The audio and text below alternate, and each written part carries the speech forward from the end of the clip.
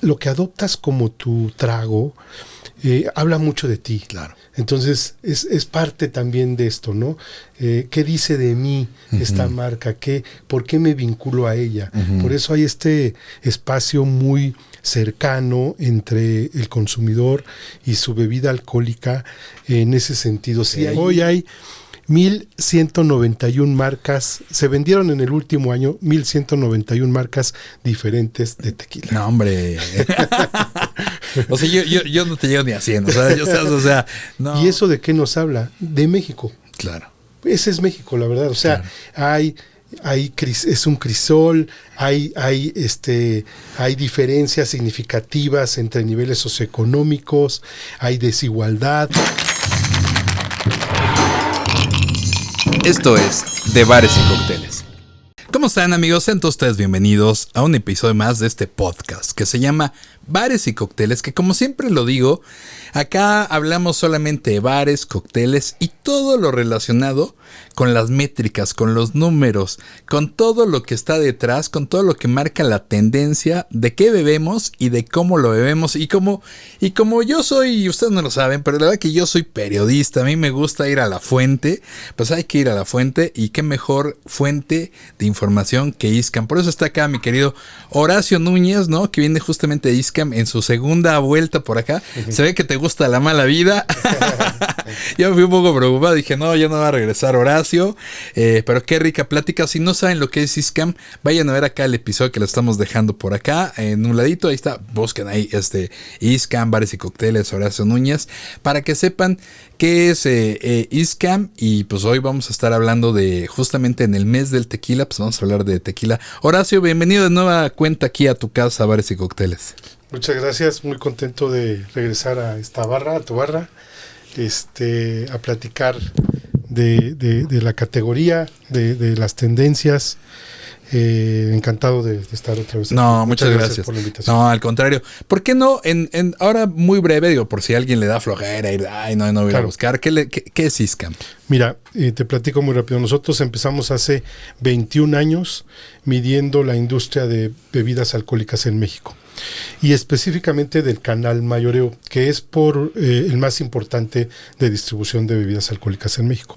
Dejemos de un lado la cerveza, porque se mueve en otro mundo, pero en destilados, en bebidas alcohólicas, más o menos el mercado es mitad de la venta la hacen los mayoristas especializados de vinos y licores, y la otra mitad lo que llaman el canal moderno, que son las tiendas que estaban acostumbrados a ir nuestros papás o nuestras esposas o quien sea, que son los autoservicios, ¿no?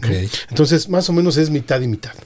Y ISCAM, nosotros medimos el mayoreo especializado de vinos y licores, que siempre ha existido, que por muchos años ha sido el canal más importante y lo sigue siendo, el mayoreo de vinos y licores. Y bueno, pues eso es lo que medimos, ¿no? ¿Y qué significa medirlo? Tomamos las ventas de todos estos mayoristas especializados y las acumulamos, las capturamos, las acumulamos, las categorizamos, ¿no? Tequila, ron, whisky, brandy, medimos 28 categorías en la parte de bebidas alcohólicas y emitimos un reporte cada mes del desempeño de esta industria desde hace 21 años. Wow, no, increíble. Eso, al final del día, amigos, les digo una cosa, eso es oro molido, literalmente saber qué se vende, cómo se vende, y de ahí ya será tu perspicacia, ya ahí será, ¿no? Cómo quieras emplear la información, la data, pero que tener ese reporte, la verdad que es una maravilla, es un lujo. Las grandes compañías de alcohol tienen contratado este servicio y les llega, o sea, de verdad que llegan y eso hace mucho sentido, porque de repente a lo mejor una tiene una o varias marcas de tequila y quiere saber cómo se está moviendo su tequila, o tiene la otra marcas de ginebra, bueno, por ahí, ¿no? Pero también de repente entender cómo se consume, cómo se está bebiendo, porque probablemente sí se está vendiendo el tequila, pero bueno, y en los centros de consumo, ¿no? También ahí tienes medición, ¿no? Claro, también tenemos esa otra medición que es de centros de consumo. Esa la tenemos desde hace 17 años y medimos 7 ciudades, que es Valle de México, Guadalajara, Monterrey, Puebla, Querétaro, León y Mérida. ¿Qué es una buena pues un buen medidor, ¿no? Sí, o sea, claro, ¿no? es un súper sensor Claro. de lo que está pasando allá afuera en términos de tendencias y de preferencias. Claro. Oye, y estamos hoy aquí justamente cuando estamos grabando este episodio, es el mes de julio. Es mi mes favorito, es el mes del cumpleaños. Hay memes de Julio Iglesias por todos lados, ¿no? Entonces, es la mitad del año, ¿no? Y dices, ya estamos del otro lado. En fin, me parece un mes muy rico, pero además de todo, pues es justamente el mes del tequila, ¿no? Porque el 20 de julio, pues bueno, alguien decidió que pues, iba a ser como el Día Internacional del Tequila y pues quiénes somos nosotros para negarnos, ¿no? Vamos a entregarnos a los brazos del tequila, pero a mí se me hace bien interesante, Horacio, ¿no? Que estés acá para que nos cuentes un poco el tras bambalinas, ¿no? O sea, ok, pues ahí está el tequila, pero ¿cómo se ha ido moviendo el tequila a lo largo de este tiempo? Porque la cantidad de tequila que bebemos hoy no es la cantidad que bebimos ayer, ni la forma en la que consumimos hoy el alcohol es diferente. Y tú tienes desde hace 21 años, pues todo ¿no? Eres como un historiador del tema de los destilados. ¿Cómo está hoy el tema del tequila? Claro, con mucho gusto. Mira, creo que sí es bien importante hacer algo de historia. Tú estás muy joven. Yo tengo 30 años en esta industria y he visto pasar ya varias cosas. Y me voy a remitir primero a los 90s, ¿no? Ni siquiera me voy a ir más atrás, claro, que son los 80s, ¿no? Sino en los 90s, como 80s, 90s, todavía había dos categorías en México, que eran brandy y ron, que eran los líderes absolutos del mercado. Y hacían pues más del 90% del consumo de destilados en México. Eso estoy hablando de los 80s. Después en los 90s se empieza a desarrollar justo la categoría de tequila. Y además creo que empieza muy bien. ¿Por qué? Porque empieza cambiando un poco su formulación a reposados, empieza haciéndose más premium, incrementándose su precio, obvio viniendo de un proceso de elaboración, yo te diría, más cuidado, y por lo tanto pues ese proceso pues se tiene un costo mayor, claro, y por lo tanto pues se tiene que reflejar en un precio final al consumidor. Y otro factor importante también fue un tema de nacionalismo, ¿no? De cómo veníamos de una crisis del 94 seria, de que dejar tal vez todo atrás, ¿no? Y que lo único que nos podía dar un poco de orgullo era el tequila, y además se empieza a exportar. Entonces pues todo eso nos empieza a claro, dar ese impulso. Y otro interesante son las mujeres también, porque el tequila era una categoría muy masculina, por su fortaleza alcohólica y de sabor. Entonces cuando se lanzan los reposados, pues las mujeres empiezan a decir, no, a interesarse. Yo también puedo beberlo porque ya está más refinado, el proceso está más cuidado, es más premium, ya subió de precio, ya no me veo mal tomándolo. O sea, todo esto que lo hizo pues muy atractivo al consumidor. Y estamos hablando otra vez 90s. 2000 tiene su boom, ¿no? Tiene su mayor pico. De hecho, traigo aquí unos datos que les vamos a compartir en los gráficos del video. Okay. En el 2003 el tequila logra ser la categoría número 1 con 35% del mercado. Wow. O sea, es un chorro, viniendo de tal vez un 5-4% de 20 años atrás. Está claro, bien, es una ola muy larga, y esa es otra cosa curiosa. Antes las olas de los productos eran muy largas, así como la del ron y la del brandy fueron de muchos años.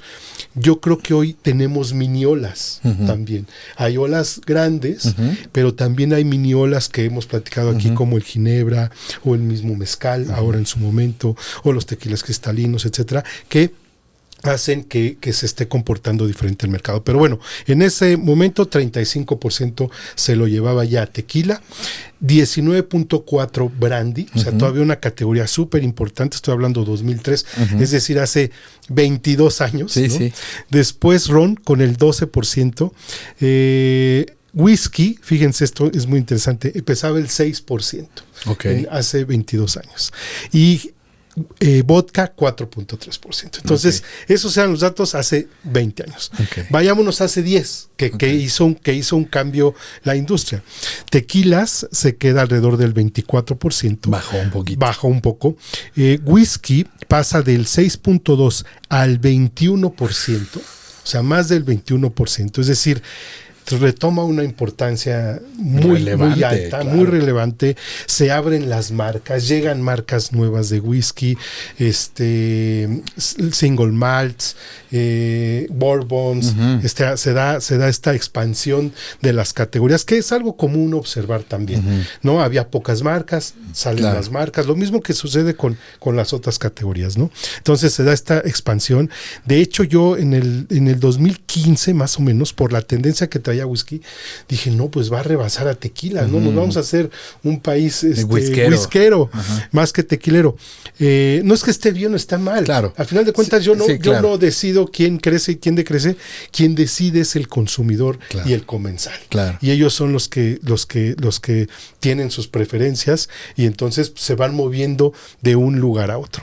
Oye, pero déjame nada más ahí como acotar. Sí. Si nos están escuchando en Spotify, la verdad les recomiendo mucho que vengan a verlo en YouTube para que vean estas gráficas. Digo, si no, vamos a tratar de ser lo más explícitos posibles, pero la verdad que esta gráfica del ascenso del whisky es meteórica, ¿no? O sea, si pasa del 6 ahí a estar casi rozando con el tema del tequila en 2015. Y también yo creo que cuando hablamos de fechas, de pronto, pues, a mí me pasa, pienso que estaba haciendo en aquel entonces, y claramente sí estaba tomando mis whiskitos, ¿no? O sea, era como una época de mucho whisky, ¿no? También las marcas grandes detrás estaban empujando. Exacto. Pero estaban empujando porque también hay que decirlo, el público había respuesta. O sea, hubo un momento que mi trago así de batalla era whisky con soda, whisky con ginger ale, y todos los cócteles alrededor del whisky, ¿no? Y de repente ya cuando mi paladar se había acostumbrado mucho a este tema mezclado, ya iba como con cosas en las rocas, ¿no? Ya entonces pues decía, bueno, ya le voy a meter a uno un poquito más arriba, pero lo disfrutaba más, ¿no? O sea, sí, digamos que el paladar fue creciendo y me hace totalmente sentido esta gráfica. Claro. También hay que acotar cómo brandy pues perdió relevancia, venía de un tamaño muy grande, de marcas muy relevantes como Torres 10, como Presidente, como Don Pedro, Azteca de Oro, marcas muy poderosas, sí perdieron cierta relevancia en esta lucha, como les digo, es preferencia a final de cuentas del consumidor. Ron mismo también baja un poco, después se estabiliza, y algo muy interesante, ya empezando a entrar en tema, que es los tequilas cristalinos. ¿Por qué? El primer registro que tenemos de venta de tequila cristalino es en el 2010. De ahí empieza lento, era algo diferente, a un precio mucho más alto que el promedio de la categoría. Entonces eso era importante, era una revalorización. De la categoría, y creo que eso fue algo muy, muy importante, y por eso también retoma importancia. Y empieza, como les digo, en el 2010. Después, cuando tequila venía con esa tendencia creciente, 2014, 2015, empieza a despegar cristalinos, y ¿qué genera en la categoría de tequila? Vuelve a despegar la categoría de tequila. Entonces, eso es interesante. Whisky se queda estable. Tequilas, dentro de tequilas también cambia, porque reposados empiezan a desacelerar y empieza a tomar en este valor el papel los cristalinos. Entonces, así es como se empiezan a mover las categorías en este largo plazo. ¿Cómo estamos hoy? Bueno, hoy estamos 31% de pesa la categoría de tequilas, 13.4% pesa la categoría de whisky, 10.4% pesa la categoría de cristalino solita, 8 y 7% entre brandy y ron. Entonces, así están los últimos datos. Los van a ver ahí en los gráficos, pero creo que es interesante entender ese efecto. O sea, fíjate que algo que me estabas platicando antes de arrancar era que justamente el tema del tequila venía un poquito como para abajo, el whisky está subiendo y llegó un momento que estaban casi, ¿no? Ahí empatados. Pero debido a que el lanzamiento de estos cristalinos volvió a catapultar, ¿no? Por ahí hay una línea punteada que me decías que era solamente la parte, ¿no? ¿no? O sea, del tequila, ¿no? Pero sin los cristalinos, ¿no? O sea, de no haber sido por el tema de los cristalinos, la categoría hubiera bajado. O sea, hubiera bajado. Creo que sí seguiría siendo la más relevante porque, pues, en México estamos muy orgullosos de nuestra categoría. Uh-huh. Pero no hubiera repuntado, sobre todo en valor, como lo hizo con la subcategoría de cristalinos. Y déjame, ahorita que tomas ese punto, justo tomar el precio promedio. Okay. O sea, cómo eran los precios. Uh-huh. Y también, como consumidores, la verdad es muy, no digo triste, pero sí es muy dramático lo que pagamos hoy a lo que pagábamos en ese momento. No, pues si yo veo las películas y veo cómo Pedro Infante se grita, ¡ah! ¿No? Y se voltea así y digo, pues Pedro Infante era millonario, era pudiente. Claro. O sea, ahora pobre, ahora rico. Botellas, ¿no? Sí, botellas. No se iba chiquiteando ahí el shotcito, no. Y digo, pues, y luego hasta se enojaba y las tiraba. Digo, oigan, pues Pedro Infante era millonario, ¿no? A ver, bueno, ¿cómo están los precios? El precio promedio, la categoría más cara en el 2003 era whisky, con 231 pesos. Precio promedio, botella de 750 mililitros. Okay. Hoy whisky sigue siendo la categoría más cara, con 428 pesos. Okay, estamos hablando de más de 200 pesos de incremento y con una proliferación de whiskies de precio más estándar que también existió en el país por situaciones económicas o lo que queramos, también preferencia del consumidor, pero de cualquier manera sigue siendo la categoría de precio más alto. Después teníamos justo a tequilas con 192 pesos. ¿En qué año esto? En el 2003. Okay. Es lo mismo, ¿no? Perdón, en el 2003 tenía 115 pesos de precio promedio. Una botella promedio. Una promedio. O sea, whisky costaba el doble que tequila. Sí. 231 contra 115 de tequila. Okay. Y de ahí tequilas hoy promedio 360, o sea, de 115 a 360, y cristalinos se va a 717. Órale. Cuando empezó en 400 pesos. Pues entonces ahí está el cambio, ahí está la revalorización de la categoría. Ahí están las olas que les digo en el largo plazo de cómo se perdió un poco la ola de brandy ron, creció la de whisky, se revaloriza la de tequila, viniendo de una parte muy grande, y ahora vamos a mini olas, que son estas, ¿no? Por ejemplo, este micromundo del cristalino, como está en su momentum, y súper valorizado, una categoría de 700 pesos en un mercado como el nuestro, pues es algo muy relevante. O sea, el consumidor hace un esfuerzo por pagar estos precios, y pues es interesante. No, y este es precio promedio en anaquel, ¿no? Exactamente, este es precio promedio en anaquel. Es lo que paga ahí el consumidor frente al parado, frente al anaquel, y pues es caro, o sea, es un precio alto, es premium price, ¿no? Sí, también se volvió un tema, ¿no? Hay que decirlo, que Horacio, también se volvió un tema, bueno, como siempre ha habido. O sea, antes a lo mejor la gente se echaba su whisky, como que por un tema, justamente lo decías, no de un tema de estatus, cuando el tequila, esto que me parece muy rico, esto que rescatas de cómo las mujeres empiezan también a echarse su tequila reposado, porque dicen, ya no es tan corriente, ya no es del borracho de la película, ¿no? O sea, ya empieza a ser también algo como de nivel. Y ahora también el whisky, el tequila cristalino, también se vuelve un tema también mucho de estatus, ¿no? O sea, muchas veces sí es como por el tema de sabor, muchas veces por el tema de que a lo mejor a la gente pues se le hace más en mil factores, ¿no? Pero uno que sin duda sigue jugando hoy es un tema de estatus, ¿no? Y entonces creo que también el precio pues viene mucho ligado a esta parte. Sí, ¿no? Y recordemos que el consumidor y el comensal, sí en el caso de bebidas alcohólicas, como en cigarro, como en perfumes. Sí, lo que adoptas como tu trago habla mucho de ti. Claro. Entonces es parte también de esto, ¿no? ¿Qué dice de mí esta marca? ¿Por qué me vinculo a ella? Por eso hay este espacio muy cercano entre el consumidor y su bebida alcohólica en ese sentido. Sí hay un vínculo sólido porque habla mucho de ti. Claro. Entonces por eso el alcohol siempre se ha manejado como un producto.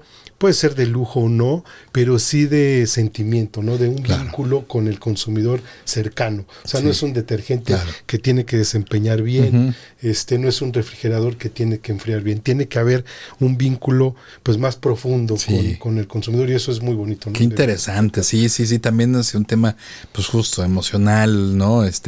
Cómo te hace sentir a los demás, ante los demás. Y fíjate que ahora que lo mencionas, ¿no? De pronto... yo que también me muevo mucho en esta parte como de la industria y ciertas marcas que a la gente le gusta beber, ¿no? Porque están como en una especie como de moda de que están bien hechos, ¿no? O sea, por ejemplo, un Cascahuín, un 7 leguas, ¿no? O sea, ahora se volvió una tendencia de, no, pues yo tomo esto, no importa si es el más caro o más barato, y se olvida el tema de precios porque realmente ni siquiera es de los temas de los más caros, sino de que es socialmente aceptado porque es auténtico, ¿no? Y en otros rubros donde también me muevo mucho, que es pues un tema más como de estilo de vida, vamos a decirlo así, pues ahí sí es, oigan, pues échenme mi Maestro Dobel, ahí échenme cristalino, obviamente, ahí échenme mi Don Julio 70 cristalino, porque ahí como que sí importa más pues qué me pido y cómo me lo pido, ¿no? Pero fíjate cómo se va desempeñando un mismo producto que es el tequila y cómo va jugando sus diferentes roles, ¿no? Sí, de hecho nosotros tenemos como 8 subcategorías de tequilas y justo las que más están creciendo son los blancos premium, o sea, los blancos de precio alto. Premium, recuerdan, ya nos habías dicho la vez pasada que es arriba de un cierto número, ¿no? Sí, ahorita te doy el dato específico de dónde lo rompemos. Alrededor de, yo creo que los blancos premium deben ser de más de 300 pesos. Y los super premium, esa es otra categoría que tenemos dentro de tequilas. No importa si es blanco o reposado, también es la que más está creciendo junto con los cristalinos, ¿no? Y tengo un dato muy, muy interesante que son las marcas, el número de marcas existentes. Hoy hay 1,191 marcas, se vendieron en el último año 1,191 marcas diferentes de tequila. No, hombre.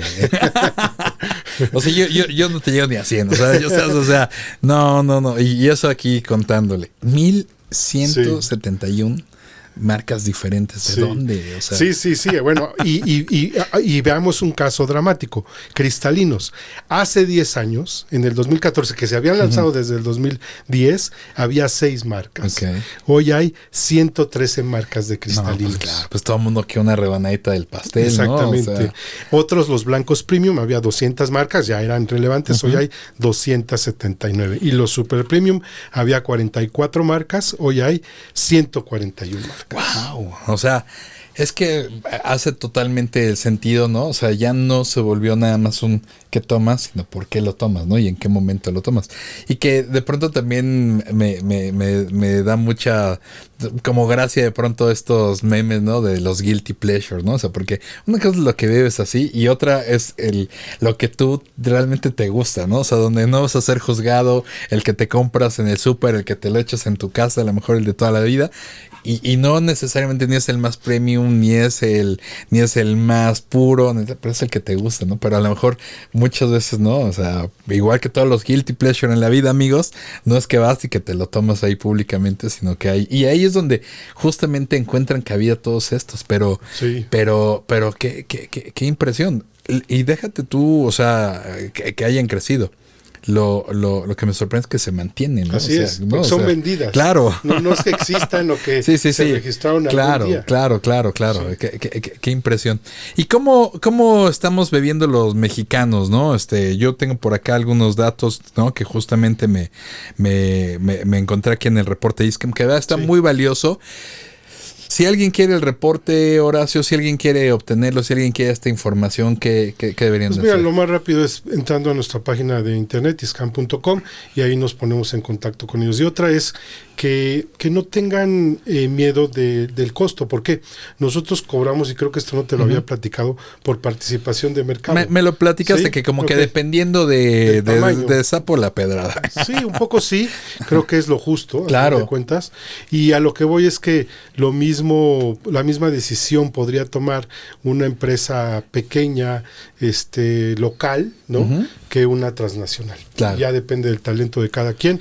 Tienen la misma información, acceden a la misma información y pueden diseñar su estrategia con la misma información. Entonces creo que eso es importante mencionar. No, me encanta, y la verdad que yo en cuanto supe, y creo que lo dije en el episodio pasado, pero lo vuelvo a decir, la verdad que cuando me enteré que existía este informe, dije, wow, o sea, creo que es una gran herramienta para tomar decisiones, para saber hacia dónde ir, para entender también cómo está el mercado, ¿no? Entonces, por ejemplo, ahorita que estamos hablando del tequila, ahorita que estamos en este mes del tequila, pues justo revisaba, ¿no?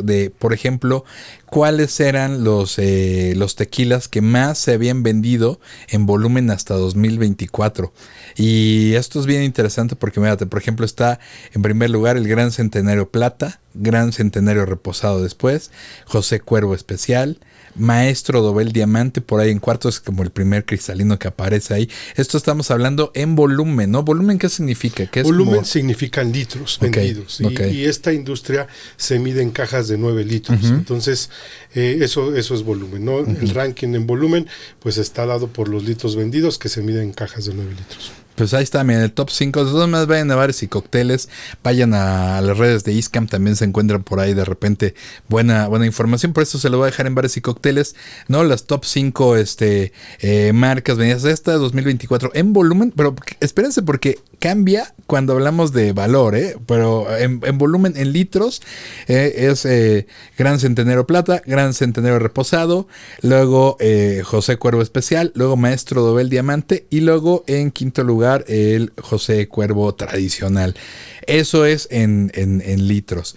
Y luego también encontramos, ¿no?, el top en valor. ¿Qué significa en valor? Y en valores en dinero, en pesos. El que más, digamos, sí, ¿no? Y ahí también ya juega un poco el precio. Exactamente, ahí, totalmente. Claro, ¿no? Eso es lo que juega. Y además, este precio que está para calcular el valor, pues es el que paga el consumidor final, con todo y impuestos, ¿no? Que son bastantes. Entonces, claro. Ahí está.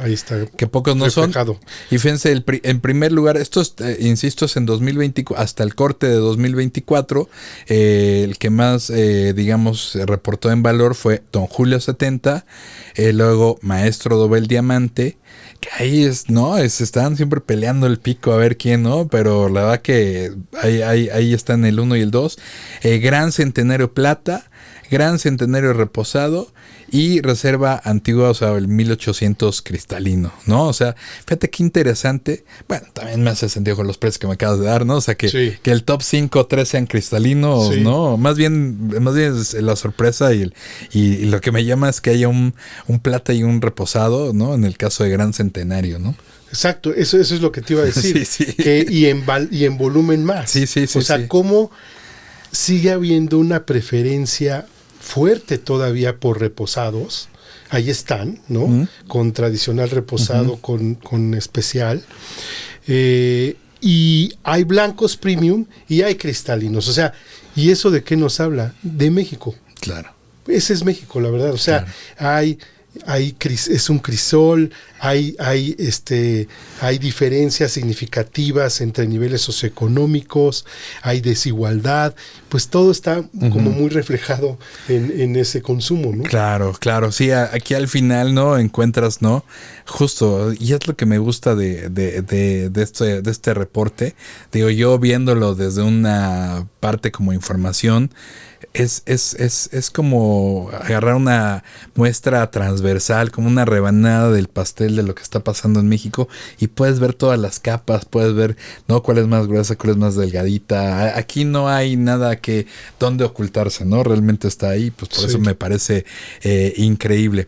Y obviamente también les vamos a poner, vayan de verdad a ver a las redes, porque vamos a poner ahí también cuáles son los top 5 cócteles, ¿no? Con tequila, ¿no? Digo, no te voy a poner ahorita que me digan, ¿no? Y Franco que está allá, ¿no? No, pero vamos a poner eso. Recientemente, y muchas gracias por la información, pero sacamos, por ejemplo, también lo del Ginebra, ¿no? Sí. Acaba de pasar, pues, esto todo el día, el Ginebra, del Martini, y también, pues, vimos ahí el tema de los cócteles, ¿no? Que están más vendidos, ¿no? O sea, para nadie es sorpresa el Gin and Tonic número 1, ¿no? Claro. ¿No? Entonces, No, y además, otra vez, nosotros podemos tener una percepción de algo y la realidad es esa, ¿no? Esa es la preferencia de consumo y yo creo que esa es otra cosa interesante. En México el tema de la coctelería hemos visto todos, seguramente los que están relacionados a este podcast, porque pues en este mundo les gusta cómo se ha venido desarrollando el segmento de coctelería. Y hoy te puedo decir que en el centro de consumo, en nuestra medición, la forma, yo le llamo el segmento de alcohol que está en su récord histórico, justo es la coctelería, con 10 puntos. Hoy, ¿qué significa esto? Que alrededor del 10 puntos, porque perdemos algunos que sí tienen marca, etcétera, alrededor de los 10 puntos del consumo de alcohol en el centro de consumo, por lo menos se da con cócteles. Es muchísimo. O sea, obviamente el trago largo sigue siendo el más grande, ¿no? Pero ya es un tema muy relevante. Es un tema que llegó, yo creo que para quedarse, no es algo pasajero. Creo que también la creatividad del mexicano está demostrándose en los premios que han ganado los mixólogos, en la oferta de bares que existen en la ciudad, pues todo eso está reflejando esta situación. Está moviendo la aguja, ¿no? El medidor del tema de cómo se están moviendo, ¿no?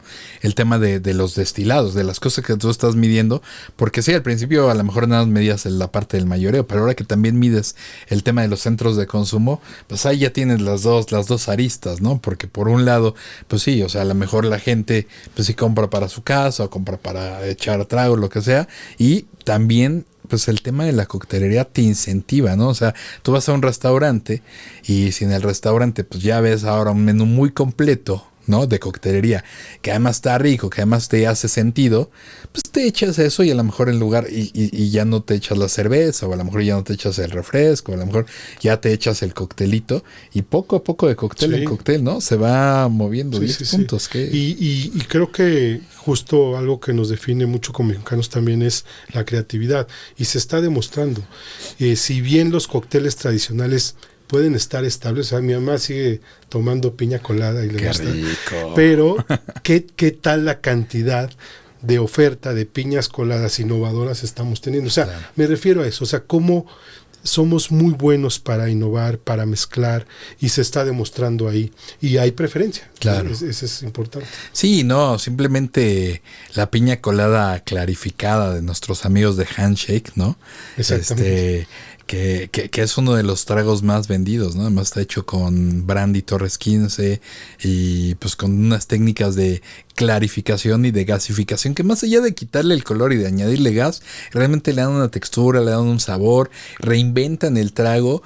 Pues si ustedes quieren, a lo mejor ya no es la piña colada de siempre, pero está inspirado en una piña colada, y es de lo que Horacio nos está hablando, el tema de la creatividad. O sea, ¿por qué vas a presentar otra piña colada más si ya existe en otros bares y ya la probé, pero no has probado esta? Y luego a partir de esta, que ya está clarificada, empieza a haber una versión distinta. A lo mejor esta ya no la van a hacer con brandy, ahora la van a hacer con ron, y entonces cada quien empieza a hacer, y al final del día ya tienes un abanico tan grande de piñas coladas que, puta, ¿no? Y también en julio es el mes de la piña colada, qué rico, ya también van a buscar el ranking, ya así, Franco así de, no, ahí está, ¿no? La verdad que ahí está, y eso, y siempre vale mucho la pena.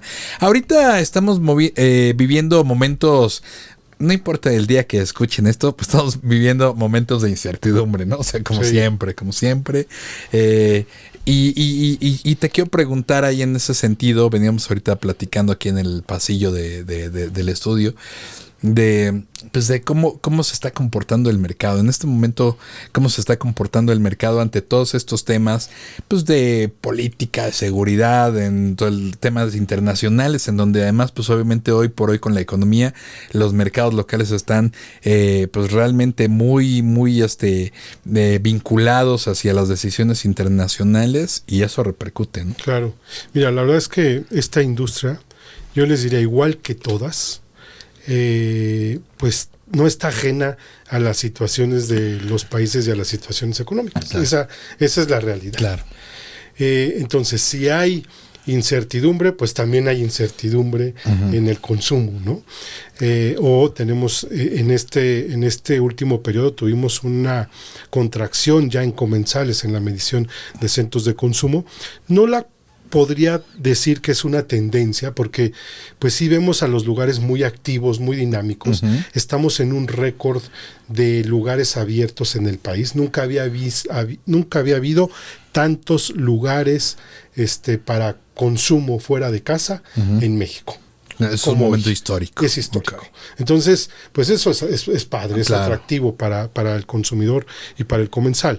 Entonces, aunque no estén ajenos, tenemos factores que ayudan y factores en contra. Factores que ayudan, como ese, tenemos la mejor oferta histórica que jamás hemos tenido, qué bueno, pero por otro lado hay incertidumbre y entonces ahí el consumidor se echa un poco para atrás. Es algo natural. ¿Cómo se puede echar para atrás? Yendo menos, primero, o dos, comportándose diferente cuando va. Entonces eso es lo que llega a pasar. Okay. Ahorita estamos en la primera etapa, que es yendo un poco menos. Okay. Todavía no se comporta tan diferente, afortunadamente. Okay. Entonces creo que eso me deja tranquilo todavía. Ya cuando empezamos a ver cambio de categorías, por ejemplo, de un destilado, irse a una cerveza, pues es cuando me empiezo a preocupar, porque digo, entonces ya está disminuyendo su calidad de consumo en términos de gasto, no de calidad. Entonces eso puede llegar a pasar. Todavía no está pasando, pero no estamos ajenos. Si hay cierta mesura, prudencia en el consumo, pero también recordemos que bebidas alcohólicas, pues es un catalizador de la convivencia, del disfrute, de dejar un poco de lado esa incertidumbre y esas preocupaciones, y eso pues nos ayuda mucho a la categoría también. Entonces tiene esos dos aristas. Por el momento todavía no demuestra una debilidad de crisis, pero claro que está latente por la situación que está viviendo el país, que no necesariamente viene de adentro, sino también mucho de afuera, del exterior, pues específicamente del norte, porque pues es la realidad, ¿no? Claro. Así estamos. Entonces, pues eso mete ruido. Obviamente el tema de los aranceles también mete ruido y nos puede impactar de alguna forma. Ojalá que lo libremos bien, sobre todo para categorías como mezcal, como tequila, que siguen exportando mucho, y que bueno, que esperemos que no nos peguen. Sí, porque al final pues es un tema que no quiero hacer como la gran Andrea Legarreta, no, a nosotros nos afecta porque nosotros no cobramos en dólares, ¿no? O sea, realmente más bien justo pues esto está ligado, ¿no? Como ya le decíamos, y de algo tan directo como es el tema de la producción del tequila, del mezcal, que va ligado directamente a cosas que se producen aquí en México con trabajadores mexicanos, con plantas mexicanas. O sea, vengo de un viaje a Tequila, Jalisco, o un viaje a Los Altos, ¿no? Y entonces, cuando te das cuenta ahí que casi todo el pueblo trabaja, ¿no? En destilerías, trabaja en el campo. Ahorita que hubo una baja en el precio del agave, ¿no? Entonces, como que de repente, pues, como que es ese tipo de cosas destantean. O sea, ahí es cuando dices, pues sí, como una decisión por allá en el norte de poner un arancel, de que baje el tema de pedidos, tú lo puedes ver ahí con la gente que ya se quedó sin trabajo y ahora, pues a ver, digo, la gente ya es bien chambeadora, se va a poner a trabajar en otra cosa, pero empieza ya a modificar eso, a desestabilizarse. ¿no? Sí, es desestabilizarse. Oye, y hay una pregunta que yo sé que te encanta que te hagan, pero el tema de las crisis, ¿no? Con las crisis, si te dieran un peso cada vez que te preguntan eso, ¿no? Pero la voy a hacer yo ahora en Bares y Cócteles una vez más. Con las crisis, ¿la gente deja de beber o qué pasa? Mira, siempre, por un lado, siempre me dicen, la gente en crisis bebe más. Y yo, ok. Y luego me dicen otros, oye, en crisis la gente bebe menos. O sea, hay las dos posturas. En realidad, yo les diría que la gente bebe lo mismo, pero bebe un poco diferente. ¿Por qué? Porque si se pierde poder adquisitivo, pues ya perdiste poder de compra y entonces pues vas a comprar un producto de precio tal vez más accesible hacia ti. Entonces eso es en realidad lo que sucede. El mexicano es fiestero, al mexicano le gusta salir, le gusta ir a los centros de consumo, le gusta beber en su casa también.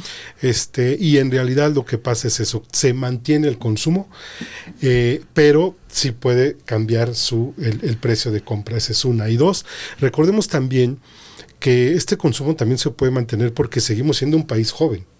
Es decir, todavía estamos en un bono poblacional muy importante en gente joven, en edad de beber, ¿no? Joven, me refiero a mayores de 18 años, que es el Legal Drinking Age, y entonces estamos en un bono histórico poblacional. Entonces, por eso también la industria le somos relevante, porque en países con procesos de envejecimiento de la población mucho más avanzados que el nuestro, pues ahí se está reduciendo el consumo, pero nosotros todavía tenemos ese bono que tenemos que aprovecharlo quienes nos dedicamos a esto para pues que no se caiga nuestra industria, ¿no? Entonces, te diría beber más o menos, en realidad se puede beber diferente porque pues, se pierde poder de compra. Claro, qué interesante está esto, ¿no? Porque justo de pronto pensamos en como que los números son ajenos, ¿no? Así de, pues subió, pues bajó, se consume más, menos.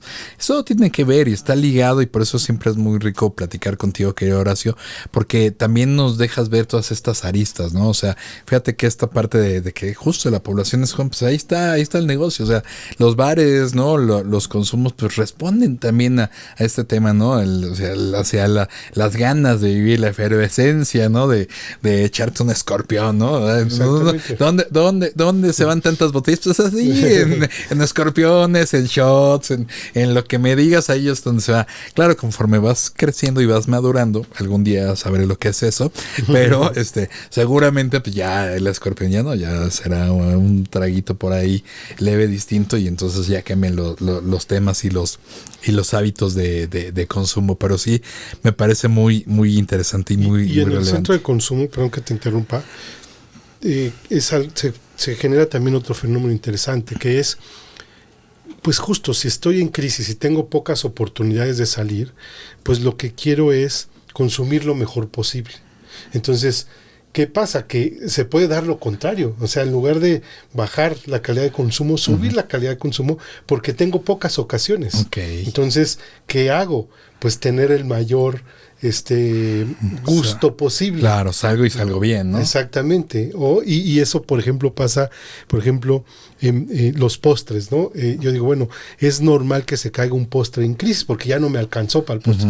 Es al contrario, lo que quiero es consentirme. Entonces, pues me echo el postre porque es lo que me consiente al final de la comida. Entonces, puede pasar también ese efecto.